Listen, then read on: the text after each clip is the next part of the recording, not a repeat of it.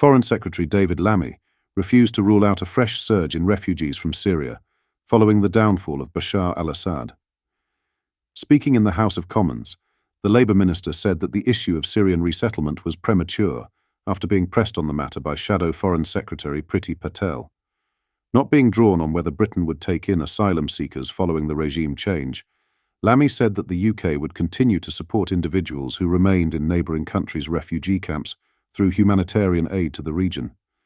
During this speech, he messed up a ton with damn right no knowledge at all on the situation. He literally humiliated himself. In today's video, we will watch and react all whilst going over all of the latest news from up and down the country. But first, hit the like button and subscribe to the channel and join our fast-growing community. Just a quick one to say we have new Make Britain Great. Again, t-shirts available on our store. Go grab them now. They are available at britishstand.com or check the link in the description. David Lammy said that Libya is next door to Syria. Not true. We have a foreign secretary where geography isn't his strong point. Neither is diplomacy, general knowledge, history or current affairs. Following this, he said climbed onto his high horse and ruled out suspending asylum applications from Syria. The Home Office later confirmed we are suspending asylum applications from Syria. This man is an idiot. He hasn't got a clue what he is doing. Father's regime as well. She raises the issue of Syrian resettlement. Let me just say that that is premature.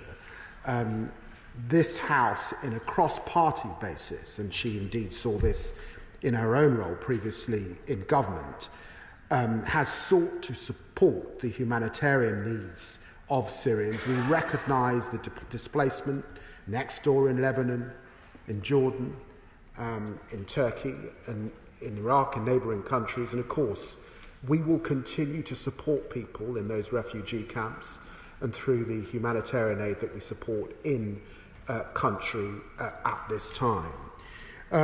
She also raises, of course, the tremendous issues that exist on the ground and our concerns, quite rightly, about increased terrorism that might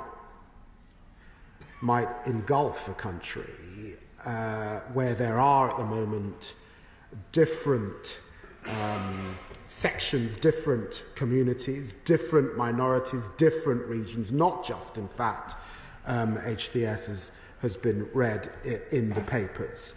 And against that backdrop, of course, a COBRA has been stood up to fully understand these issues across government.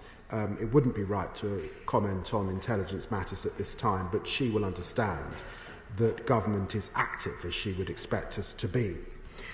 This is how the British public reacted, Huckleberry said. The entire Labour front bench are low-grade career plodders of the type found in local council management. Check out their CVS on Wiki. Frightening. Streeting.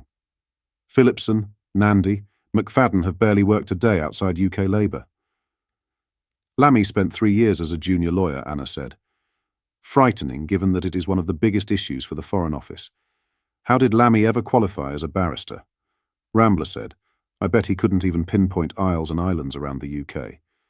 George said, it was mentioned on TV that he does not have any advisors. He should maybe rethink that decision. Maybe he needs an advisor to tell him that he needs an advisor. This user said, there's always one or two in the office that don't read the memos and miss all the meetings and are there because of DEI. That's David. M said, I get the distinct impression Rayner and Lammy are left out of a lot of conversations on matters this guy said. This man is a foreign affairs prototype, planted by the puppeteers to cite the language of the establishment's narrative. There's a reason why the GE was an early call, and there's a reason why Labour are full of incompetent little, unintelligent bureaucrats. It's all unfolding very rapidly now. What are your thoughts on this? Let me know in the comments. In other news, a benefit fraudster Gran who stole £1 million in an elaborate scam has died, leaving the British taxpayers to foot the bill. Holton Council will be forced to write off more than £240,000 in debt owed by Christina Pumphrey, who was imprisoned in 2020 and left no estate from which the council could recover the funds. The ruling executive board will be informed that the money, which was fraudulently obtained over a 15-year period, had been spent on holidays and day-to-day living expenses. At the height of her fraudulent scheme, Pomfrey was claiming £13,000 per month from various authorities, including Halton and Oldham councils and the Department for Work and Pensions. The grandmother used multiple false identities and fabricated disabilities to perpetrate the fraud. She claimed to be blind and wheelchair-bound, but surveillance by investigators caught her driving and reading a newspaper whilst walking. The scam was described as one of the biggest social security frauds ever prosecuted by the Crown Prosecution Service. In 2020, Pomfrey admitted to 34 charges, including fraud, false accounting, and making or supplying articles for use in frauds. She was sentenced to 3 years and 8 months in prison at the age of 65. Following her conviction, Halton Council issued debt invoices in an attempt to recover the stolen funds. The council was recently informed of Pomfrey's death, making recovery of the debt impossible. The total debt owed to Halton Council amounted to £240,095, comprising several elements. The largest portion consisted of £188,825 in ineligible direct payments.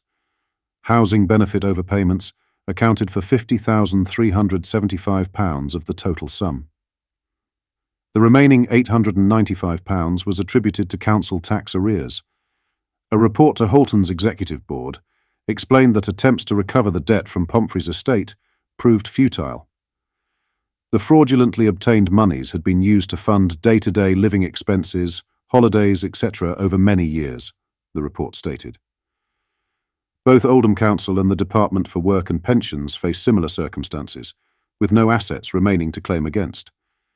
The write-off will be funded through the council's bad debt provision, a designated fund for unrecoverable debts. Lastly, King Charles has revealed he felt anxious about his crown potentially wobbling during his historic coronation ceremony in May 2023. The monarch, 76, made the candid admission while speaking to a group of Canadian women during their visit to the UK late last year. The king explained that he had to practice wearing the ceremonial headpiece, following in the footsteps of his late mother, Queen Elizabeth, to become accustomed to its weight. "There's always that feeling slightly anxious in case it wobbles," the king told his guests at Buckingham Palace. He added, describing the challenges of wearing the prestigious crown during such a momentous occasion. During his conversation at the palace, the king detailed the differences between the two crowns used during his coronation ceremony. He explained that the St. Edward's crown, used for the actual crowning moment, is much heavier and taller than the imperial state crown. The monarch revealed that preparation was essential to manage the substantial 5-pound weight of the St. Edward's crown. What are your thoughts on what we discussed in today's video? Let me know down in the comments section below. If you've not yet already, make sure you do drop a like on this video and subscribe to the channel for more British content. Thank you. Take care. Goodbye.